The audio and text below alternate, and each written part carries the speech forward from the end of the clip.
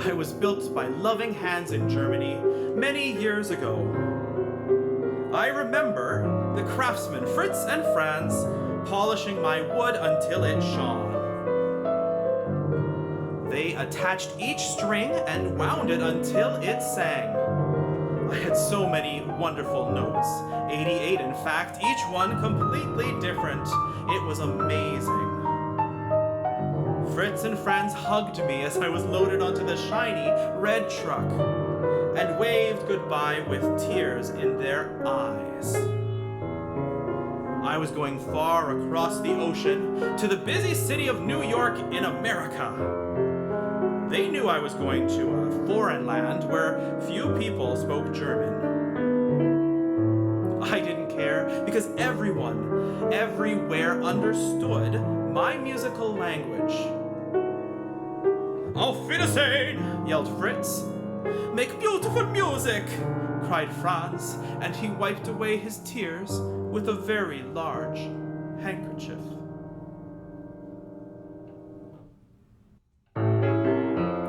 The journey across the Atlantic Ocean was horrible. I was loaded into the belly of a huge ship. It was dark and lonely and very scary.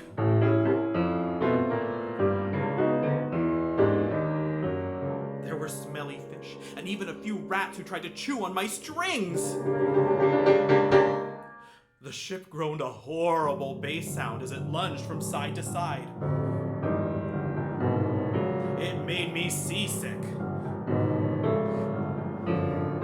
I threw up several times on the harpsichord next to me.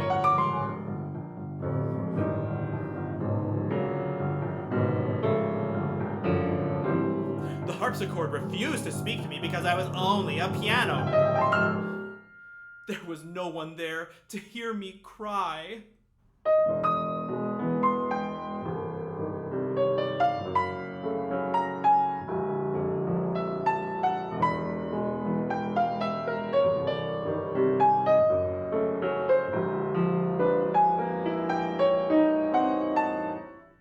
Finally, the lurching stopped, and an enormous crane unloaded me.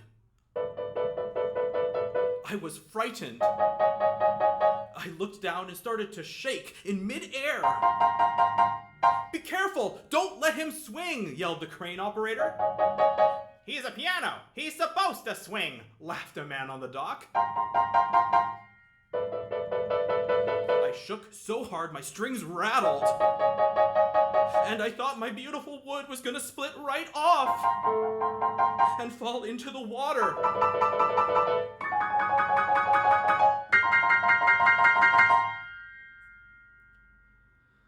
I was taken to a famous piano shop on 57th Street with lots of other pianos. Everyone spoke different languages as they greeted the owners, Lotte and Schmendrick Schneckendorfer. Hello, bonjour, hola, shalom, guten tag, konnichiwa, ciao, ahlan, zdravo, hallo, ni hao ma, hey, good day, mate. That first day, I was lost and confused. But then, at night, when the Schneckendorfers went home, something magical happened.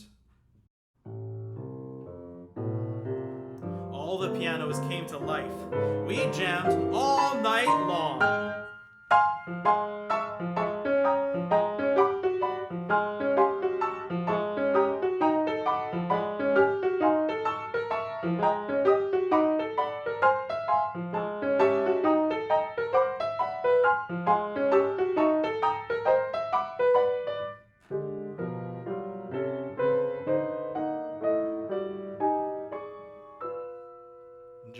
day, famous pianists would come and visit. Arthur Rubinstein played Chopin on me.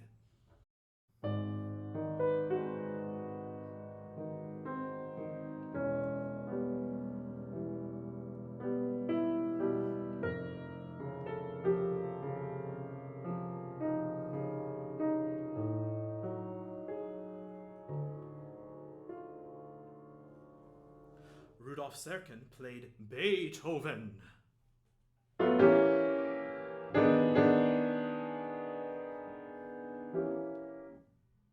Glenn Gould played Bach.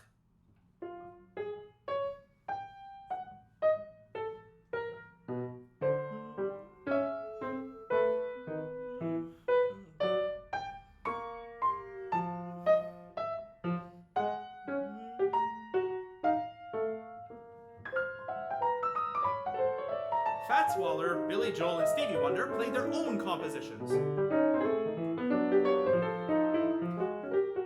They would sit down on my bench and tickle my keys. And I would sing the most beautiful melodies. One day, a very tall, bald man who smelled like garlic and sausages came to the Schneckendorfer's shop.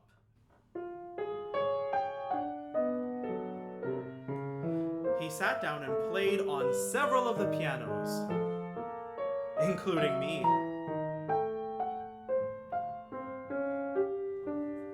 Then I overheard him talking to Lotta about me and shipping me to Canada. Oh no, I thought. More water, more boats, more rats.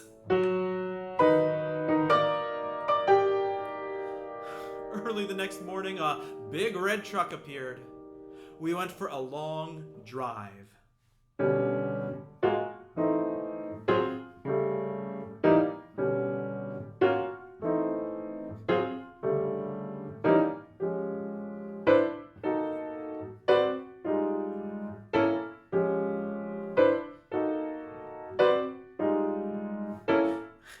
And I was unloaded into a beautiful house by the lake.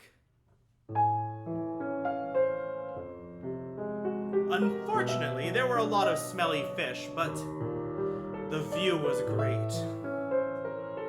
I was in the house by the lake for 25 years, mostly by myself. I was the loneliest piano in the world. For many years, a little boy would come over. He liked to fish, and his fingers smelled like smallmouth bass and sunfish and worms. He used to run in, flip back my lid, and play chopsticks on me. The same piece every time. The same 2 bars. He played chopsticks on me 2,147 times.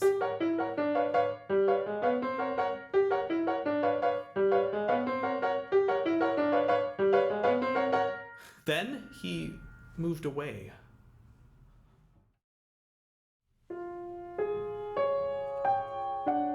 Every day I looked out the window for the big red truck, but the only person I ever saw was a kind woman who came and sprayed furniture polish on me. She tried to be nice and sang songs to me, but she did not know how to play the piano. Sometimes she brought her cat, who walked up and down the keys. But he wasn't a very musical cat. His pieces were not organized into chords and harmonies and patterns. They were sort of jumping, splashing pieces, if you know what I mean. I looked out over the lake, which was now covered in snow. I dreamed of Fritz and Franz back in Germany, and my old German friends in New York. But now I was silent and sad. How nice it would have been to sing and laugh and play again. And then suddenly the big truck came. The men took me on a long truck ride.